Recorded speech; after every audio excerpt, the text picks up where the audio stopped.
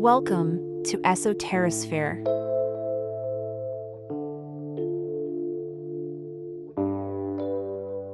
You've probably heard whispers of them. The Nephilim.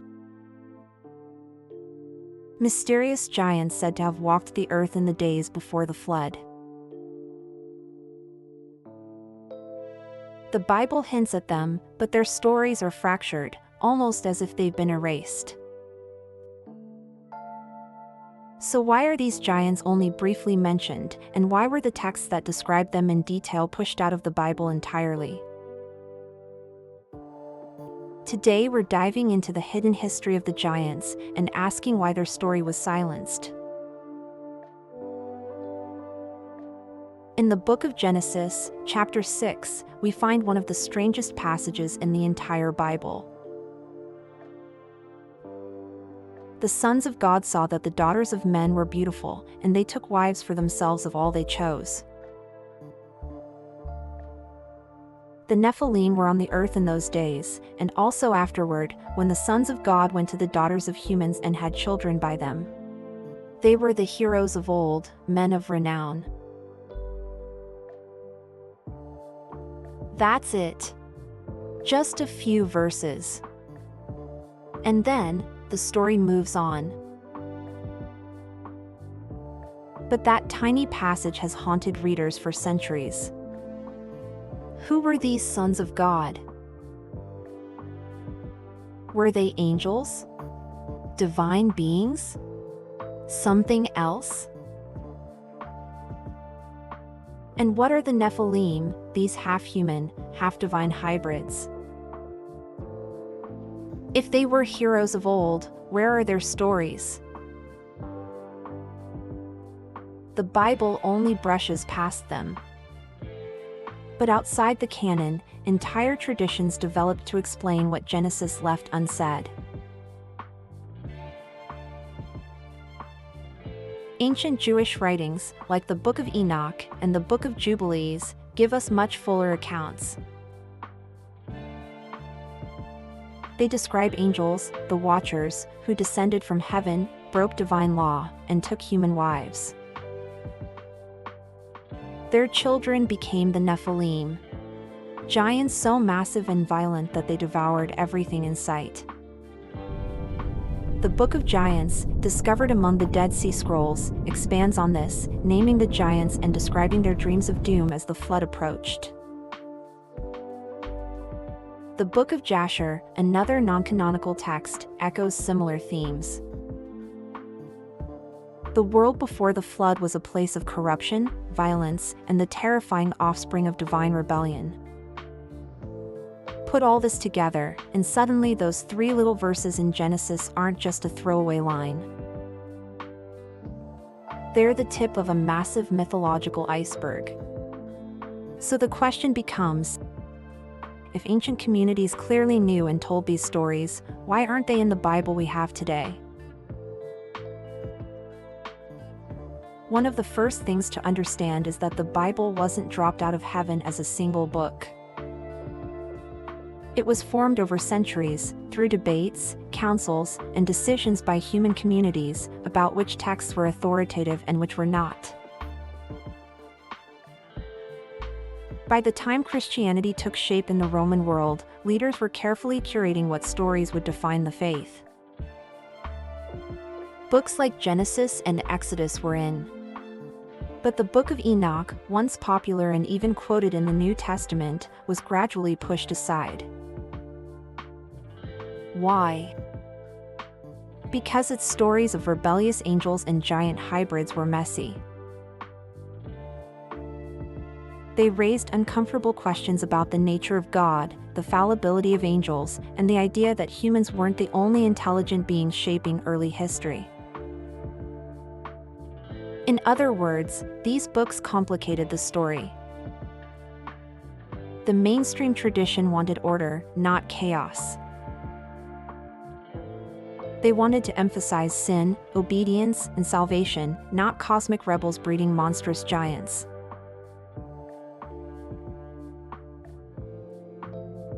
But why specifically the giants?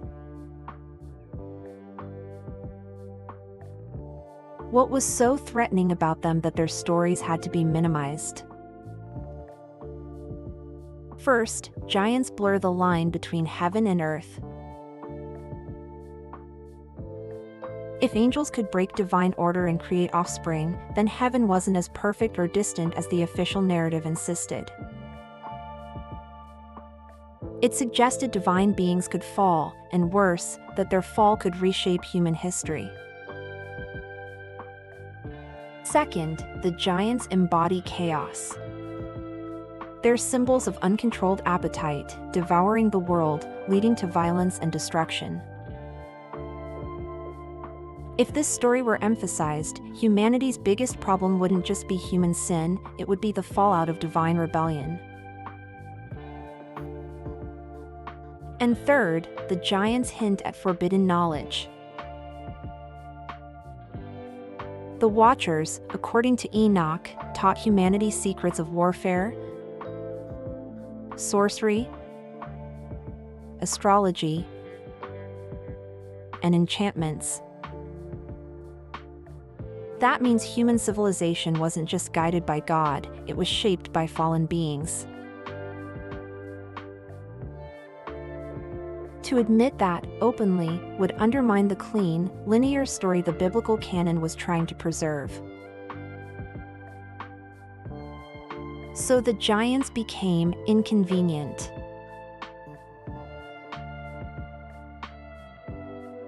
By the time of the early church councils, the decision was clear.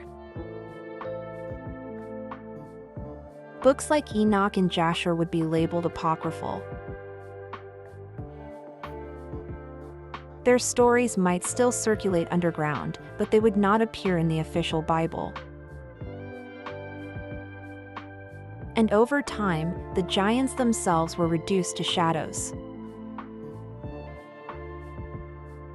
Genesis 6 remains, but stripped of context.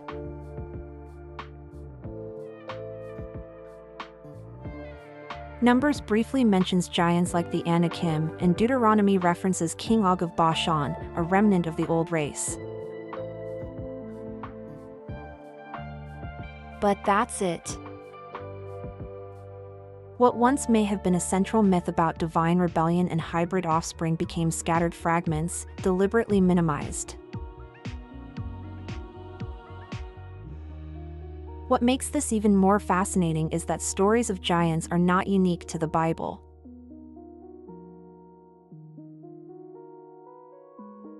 In Mesopotamian myth, the Apkallu, part divine beings, bring forbidden knowledge to humanity.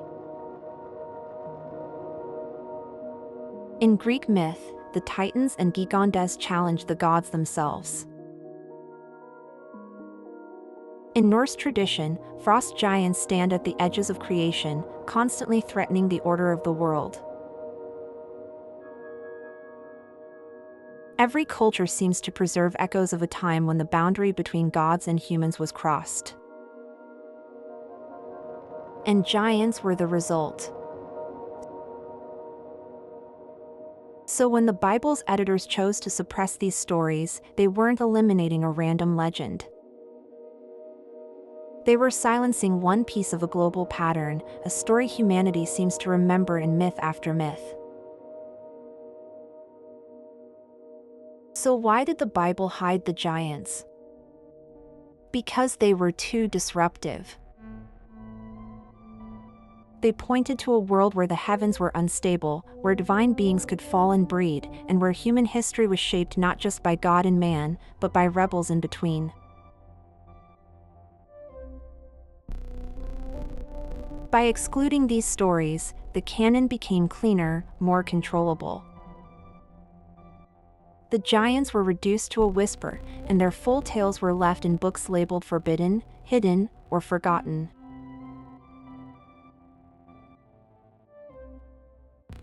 But in some ways, the giants never went away. They continue to haunt our imagination, appearing in folklore, in conspiracy theories, and in popular culture. They are the shadow of something the official story tried to bury, but couldn't quite erase. The giants of the Bible aren't just mythological curiosities. They represent a crossroads of theology, myth, and forbidden history. The fact that their story was pushed aside tells us something important about how the Bible itself was shaped. Not just what was included, but what was deliberately hidden. And maybe that's the real secret of the giants. Not that they existed or didn't exist, but that their story reminds us how much of our spiritual history has been edited, curated, and in some cases, erased. The fragments remain, scattered across apocryphal books and ancient traditions. And if you follow those fragments, you begin to see a larger picture. One that hints at a forgotten age when heaven and earth collided, and the world was never the same.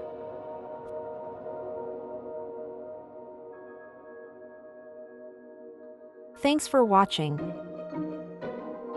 If you enjoyed this exploration of hidden history, make sure to like the video, subscribe to the channel, and share your thoughts in the comments.